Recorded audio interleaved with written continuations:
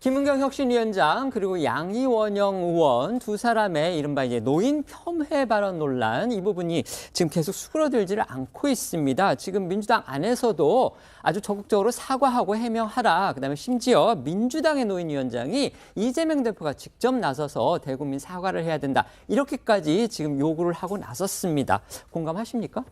예, 사과가 필요하죠. 그리고 실제로 31일 날 입장문에 이어서 어제 김은경 혁신위원장이 사과의 뜻도 밝히기도 했습니다. 그리고 오늘 최고위원회에서 박강원 원내대표가 앞으로 세대 갈증 조정하거나 특정 세대를 상처 주는 그런 언행은 당 차원에서 하지 않겠다. 그리고 언행에 신중하겠다, 유의하겠다 이렇게 좀 입장 발표도 하셨거든요.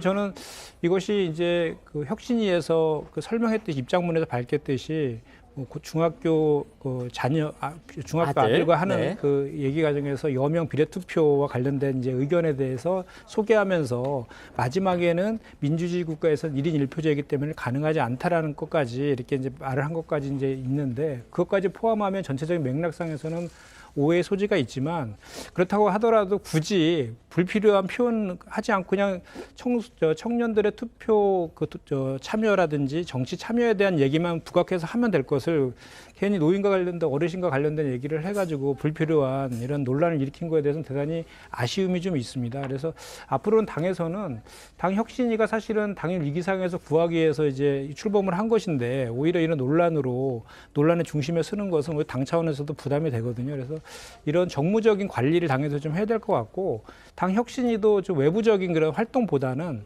오늘 도덕성 회복이라든지 총선 승리를 위해서 어떻게 당을 시스템적으로 고쳐나갈 것인지 이런 당 혁신과 관련된 그 일들에 좀 집중했으면 좋겠다 이런 생각을 좀 해봅니다.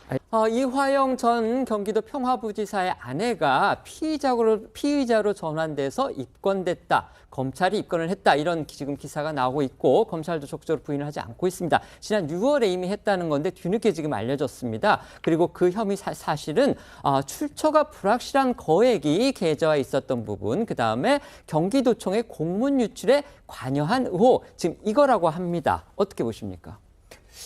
정확한 내용들은 우리가 좀 수사 결과를 좀 나중에 봐야 될 것 같은데 이런 것 같습니다. 이게 대북송금 관련해 가지고 지금 주요한 피고인 중에 하나인 이화영 전 부지사가 진술이 지금 오락가락하고 있잖아요. 그와 관련해서 그 아내가 이제 당에다가 탄원서를 제출했고 또 본인도 옥중 편지를 통해서 이제 본인의 입장을 다시 보고한 적 없다라고 이렇게 밝히는 그런 상황이잖아요. 이화영 전 부지사가요. 예. 네. 이런 상황에서 그 이제 탄원서나 옥중 편지가 당연히 접수가 되었고 그래서 이걸 확인하기 위해서 당 윤리나 법률위에서 접견을 이제 신청했음에도 불구하고 이제 법무부에서 지금 불허하고 있는 그런 상황 아닙니까? 이런 상황 속에서 그 아내가 계속해서 이제 그 검찰의 인권 탄압자 강압 수사 해유와 압박이 있었다라는 주장을 계속 하고 있는 이런 네. 와중에 하필이면 그동안에 계속 참고인으로 6차례 정도 소환했는데 응하지 않았다라고 하는데 이런 수사 과정과 내용들을 갑자기 이런 시점에 이렇게 검찰이 딱 터뜨리니까 당연히 검찰이 이것도 수사가 아닌 정치를 하고 있는 거 아니냐라는 그런 의혹과 비판을 지금 하고 있는 것이다라고 좀 저는 바라보고요. 저는 이 대북송금 사건과 관련해서 그렇습니다. 저희가 올해 연초이잖아요. 그 당시에 그 한동훈 법무부 장관이 국회에 출석해서 김성태 전 쌍방울 회장에 대해서 깡패다, 네. 주가 조작범이다라고 해서 아주 파렴치범이다라고 이렇게 했거든요. 그래서 태국에서 체포돼 갖고 송환되는 모든 과정들을 생중계했거든요. 그때 이재명 대표랑 엮은 것이 변호사비 대납건이었어요. 네네. 근데 변호사비 대납건은 이제 없어졌어요. 없어졌고 이제 구속 수사 받으면서 가장 주요한 혐의인 주가 조작과 관련된 그런 수사를 받으면서 갑자기 대북 송금권이 이렇게 튀어나왔단 말이죠.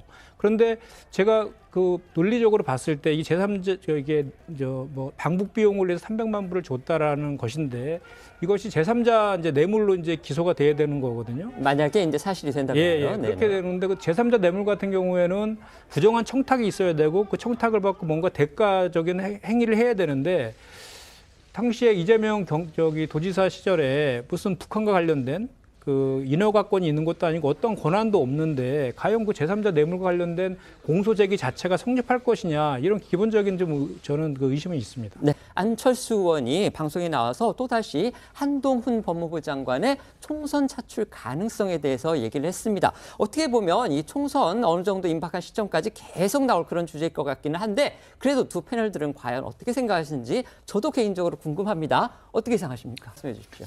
저는 한동훈 장관의 출마는 반반인 것 같아요. 결국은 윤석열 대통령이 어떤 결정을 하느냐에 달려 있는데 그 결정은 이제 총선이 다가갔을 때 여론 지형이 어떻게 변해 있느냐에 따라서 결정될 것이라고 보고 한동훈 장관은 각종 여론조사에서 차기 지도자 부동의 2위예요.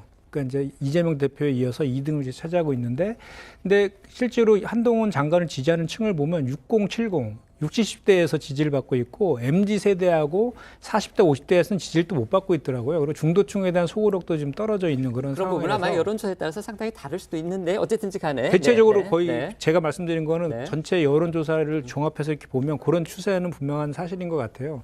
그래서 한동훈 장관이 출마를 한다면 물론 여권의 이제 대표 주자로서 역할을 해야 되겠지만 그 이제 보수층의 그 결집력은 높아질지 있지만 반대로 또 진보와 중도층에서의 또 비호감도도 높기 때문에 얼마만큼 그 파괴력이 있을지는 사실 좀 의구심이 들고 만약에 한동훈 장관이 출마를 하지 않는다라고 하면 지금 제가 제 사견으로는 또 그리고 우리 민주당에서 그렇게 보는 시각이 많은데 지금 여당의 총선 전략은 우리 민주당 이재명 대표를 비슷한 민주당 의원들에 대한 사법적 리스크 이거를 공략하고 또 이제 북한과의 그 안보 문제를 좀 부각시키는 것이고 노조라든지 시민단체들 이렇게 이제 보수층을 결집시키는 이런 층을 지금 공격하는 이런 거를 가지고 지금 하려고 하는 게 전략이라고 이렇게 봤을 때 출마를 하지 않는다면 그런 거 관련해서 법무부 장관으로서 그런 거를 진두지휘하는 역할들을 하지 않을까 이렇게 생각합니다. 네.